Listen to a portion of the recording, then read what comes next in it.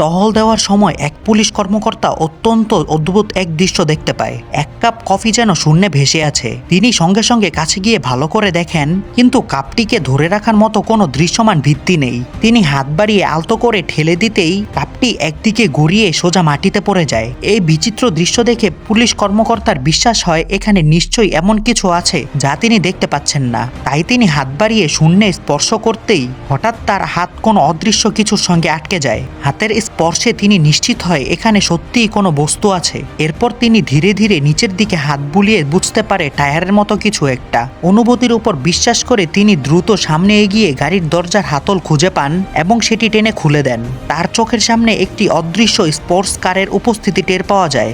এই সময় পুলিশ কর্মকর্তা একটি অদ্ভুত বোতাম দেখতে পেয়ে সঙ্গে সঙ্গে সেটি চেপে দেয়। পরের মুহূর্তে গাড়িটির আসল রূপ ধীরে ধীরে দৃশ্যমান হতে থাকে, কিন্তু দরজাটি বন্ধ করার সঙ্গে সঙ্গে স্পোর্টস কারটি আবার দ্রুত অদৃশ্য হয়ে যায়।